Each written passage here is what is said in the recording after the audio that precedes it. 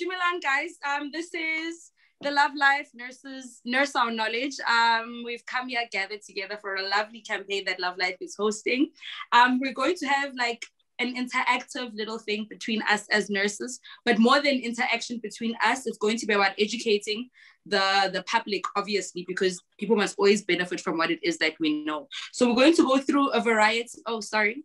I am Nurse Nipsey, your favorite nurse, as you know.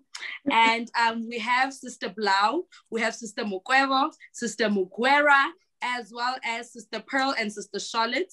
Pearl will be joining us later. I've got a variety of questions, guys, that I'm going to be asking you guys. Just mostly we're going to be covering sexual and reproductive health. And then we're also going to go through COVID and how that impacted us as nurses. So let's go on to the first question. These questions were given to me by Love Life, man. So I hope I'm going to stay in context with everything that they're going to be asking us. Sister Mukwevo, can we start with you, please? Considering that you do work in a clinic, especially, how important do you feel that your work is within the society? Being a nurse, what impact do you feel that you have as a nurse, and just how have you impacted the community that you're in? If we can keep our answers under 2 minutes, guys, it would be great. Sister Mukwevo.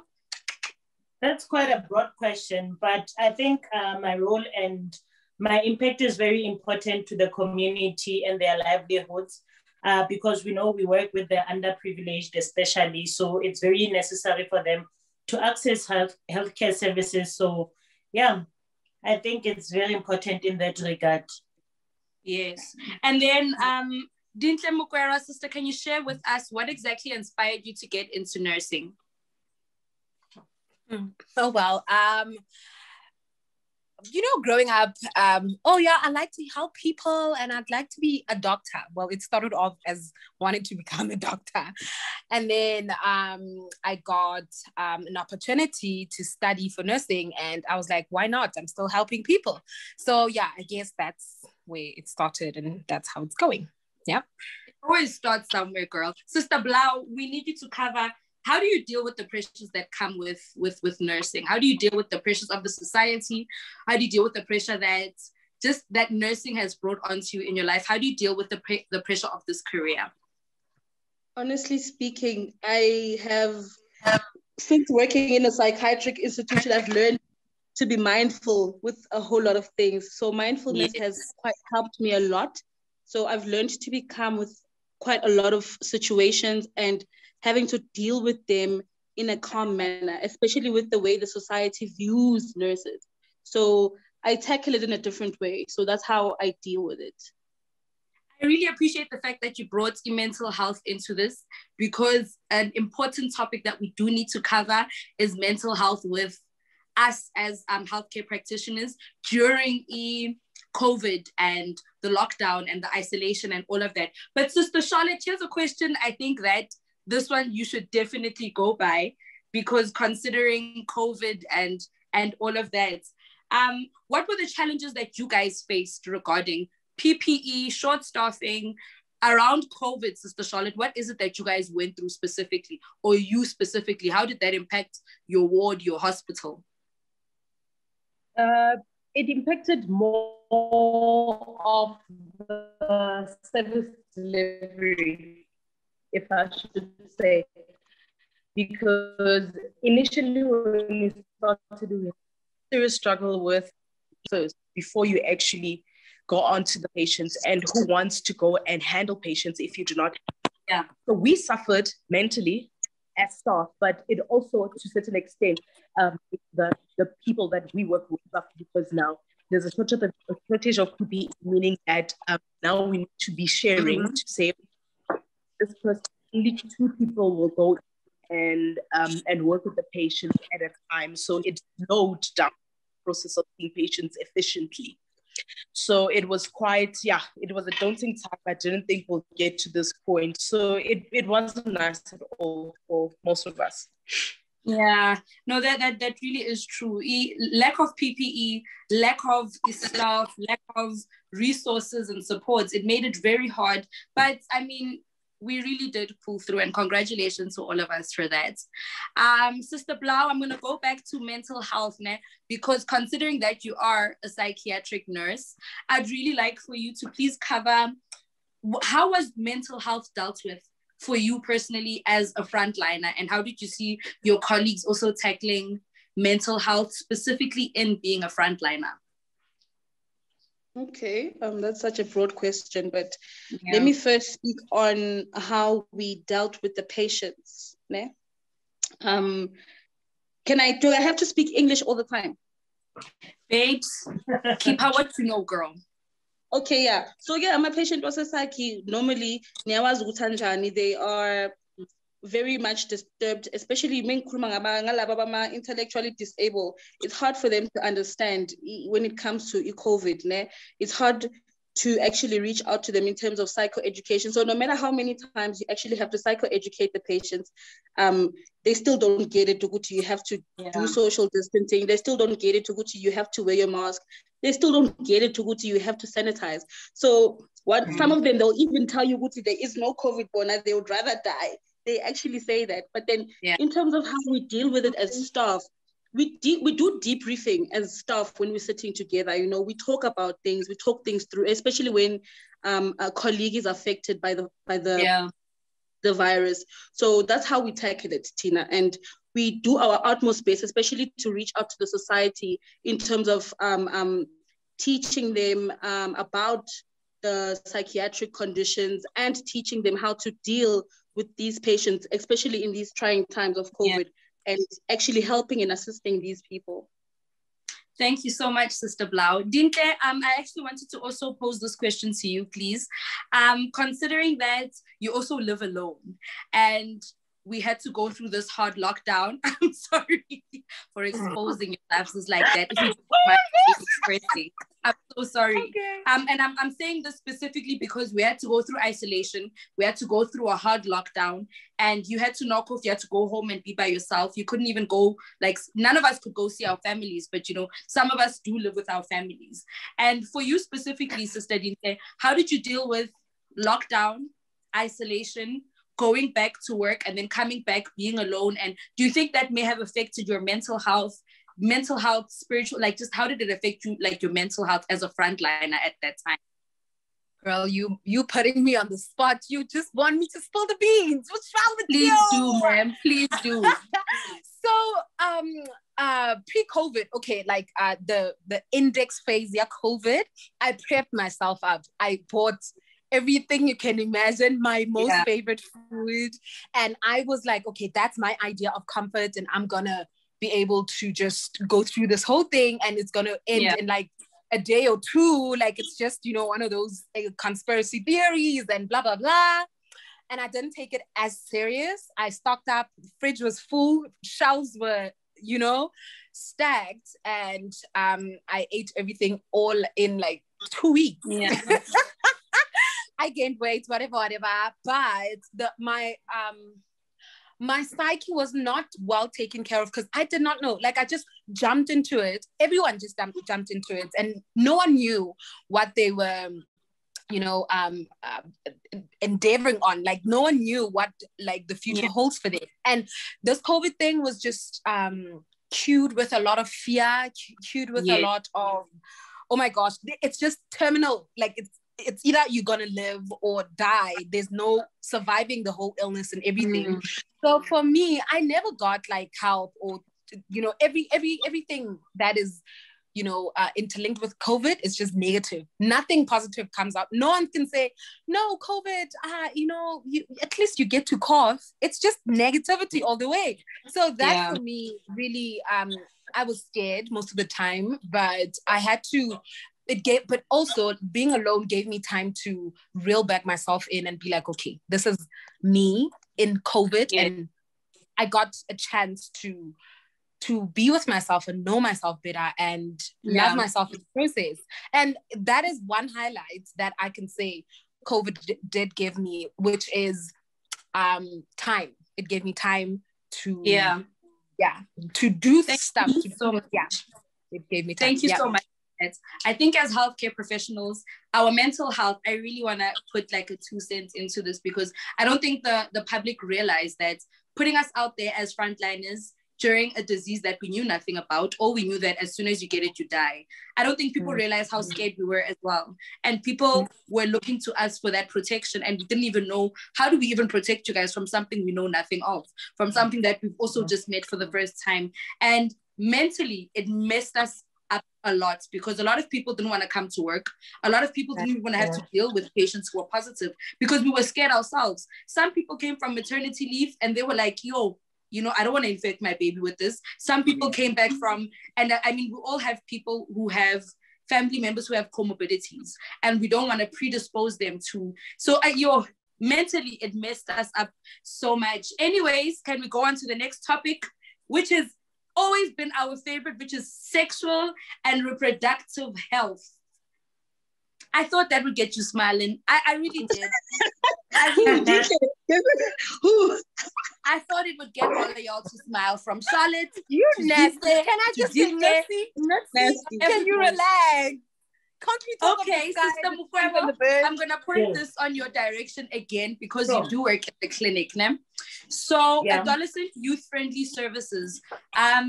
We all know that teenagers really don't feel safe, or the youth doesn't feel safe coming to clinics, because they have this massive stigma that even us as the young generation of nurses, we are really trying to break that stigma.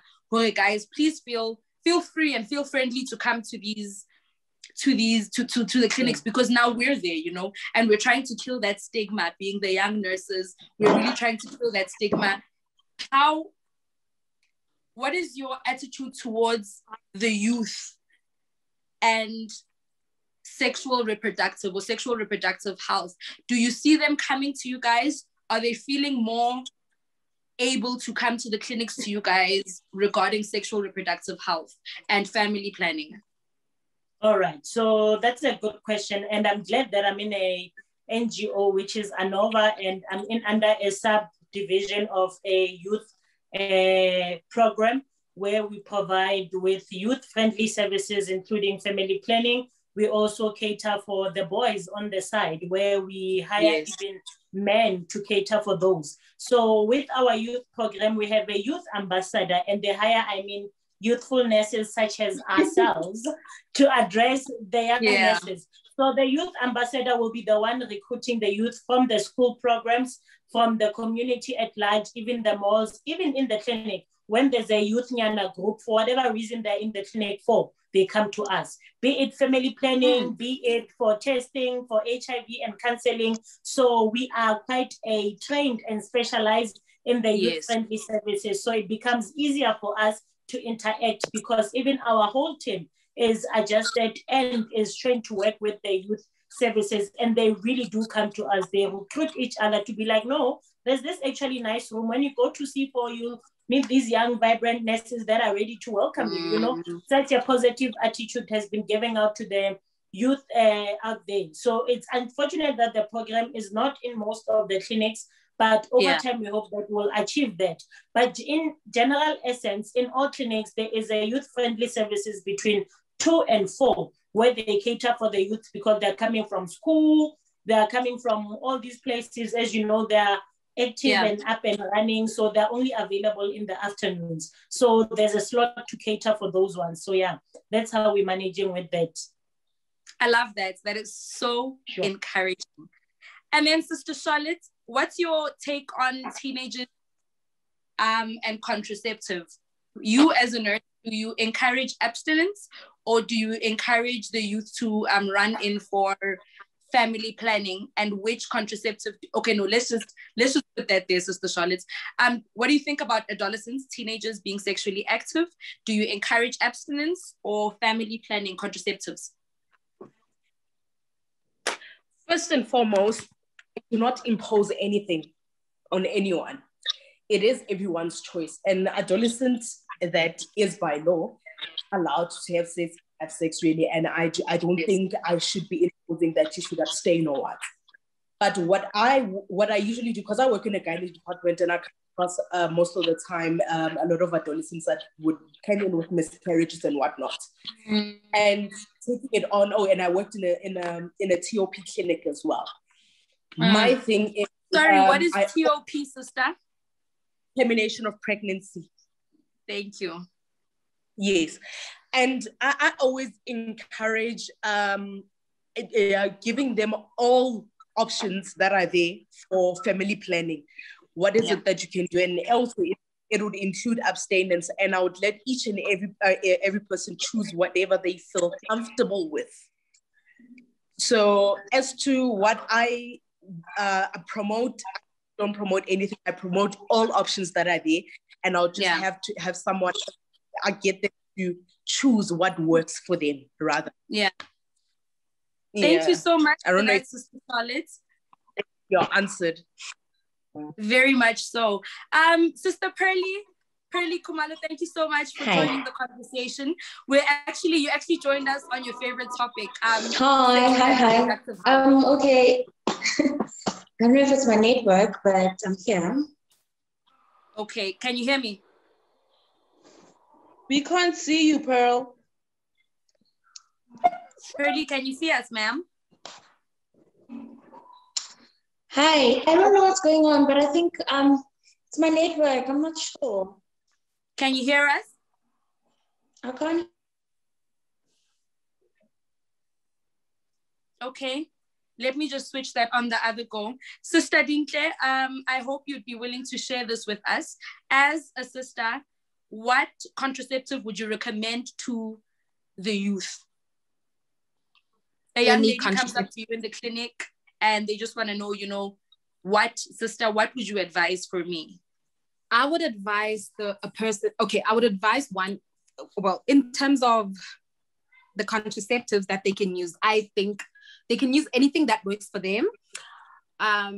They should look at, because the difference really is the time frames. One, you can get after 2 months, a shot you can get after 2 months. There's a shot you can get after 3, and there's a daily pill that you have to take. So if you are not so committed, or forgetful, or running the chance of not having your medication at hand, I think that you should go for the jab, the 2 or 3 months jab. It goes with your schedule, or how well you can, be exposed to the meds at given times. Yeah. Sister Blau, working within the psychiatric units, do you guys also use any family planning for those that are admitted in the psychiatric units? I'd like to see this one. We can't hear you.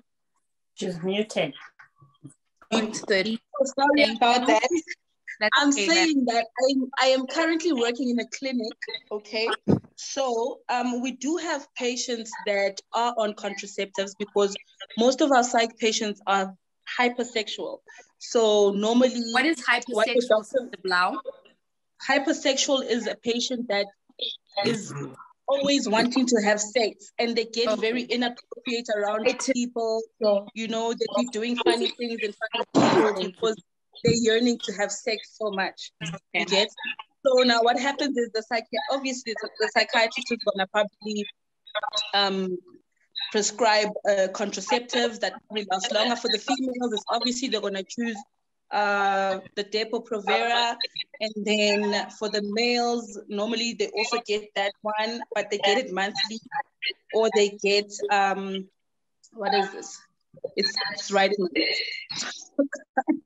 but then they normally do get contraceptives as well, because, and also knowing that with psych patients or people that are got mental illness, the community always takes advantage of them in terms of, because most family members, they abuse them sexually, so others, they fall pregnant, and because of rape, and you wouldn't know how, and the families are going to be hiding all these things. So normally that's why they prescribe contraceptives for them. Yeah.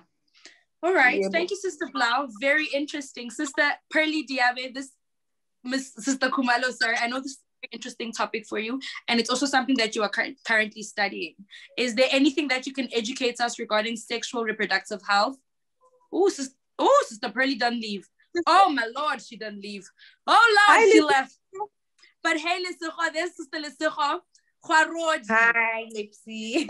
How are you doing, sister? I'm good, thanks. How are you? I'm okay. There's so much spice I want to say, but we're about to be professional, okay? We're about to remain professional.